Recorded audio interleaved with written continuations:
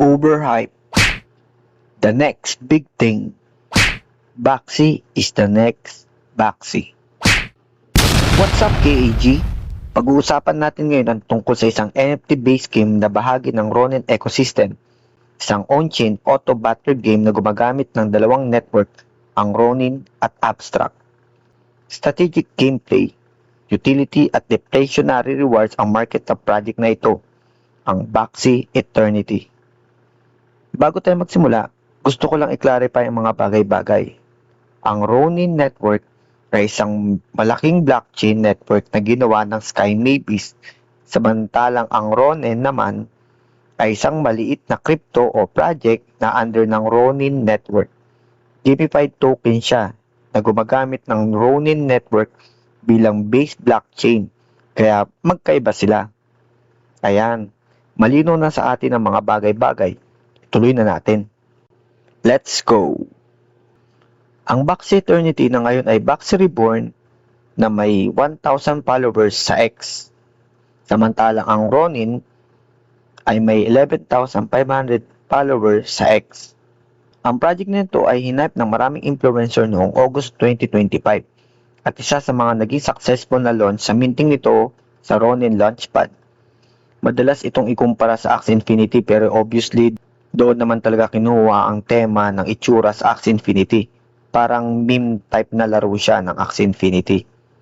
Tinawag itong the next big NFT noon at copycat ng Axie. Sa mga reviews nito, overhype talaga ang project kahit wala pa itong game. Okay naman lahat hanggang sa tumahimik at unti-unti. November 26, 2025. Sa kanilang Discord server, nag-announce sila about sa big announcement sa mga project kagaya ng Baxi, stating din na we kindly ask for your understanding during this transition period. We are committed to keeping the community informed and we will become more active with the updates very soon. Thank you for your continued support and patience. Dito, makikita natin nagsisimula na ang pagkadelay ng mga bagay-bagay. Yung mga ipinangako nila ay hindi na nila maibigay, signaling na nagkakaroon na ng problema sa project at sa team nila. Sinundan agad ito ng mga announcement after ilang days. Noong November 29, 2025, nagkaroon na naman ng announcement si Jihos. Si Jihos, isang meme name na hango sa isa sa mga founder ng Axie Infinity na hindi na magpapatuloy sa Ronin dahil sa family issues at other obligations sa labas ng team, stating na impossible for him to manage everything at once na naging dahilan ng pag-appoint ng panibagong CTO para sa Ronin. Sinabi nila na ang CTO transition daw does not harm any asset within the Ronin ecosystem. At noong December 4, 2025 naman, sinabi nila na for now, we have closed our Ronin mining network. Ito ay isang mining simulation game na nilaunch din nila at sinara dahil sa mga suspicious activity daw sa laro. December 21, 2025. Ibinalita ng kanilang team na si Jihos daw stating, Jihos has been missing in action for almost 3 weeks now and it is worrying.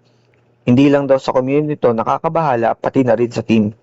Dahil sa pagkawala ni Jihos, nasa posisyon daw sila na we do not control the existing Ronin token contract.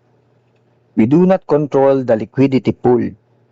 We are unable to make fixes, upgrades, and integration even for internal use, including the Baxi game. This situation puts the entire project at risk and prevents us from moving forward. Sinabi din nila na we also have a reason to believe that Jihos Abstract wallet has been compromised, which forced us to make this an urgency.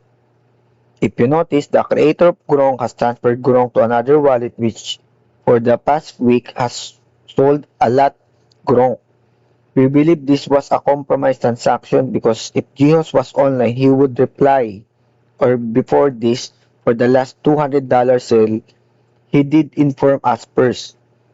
So we got scared after seeing this. Imagine the wallet holding contract of Ronin gets compromised. That's it for us guys. LOL. No CTO can save Ronin anymore. We all just have to wave goodbye and go join another community. Diba? Nakakatawa ito kaya ang naging solusyon daw nila, mag-launch ng version 2 na token. Dito daw, fully own and control the token contract and liquidity pool. Remove dangerous and centralized control functions, safely continue mining, development, and integration, ensure long-term stability and security.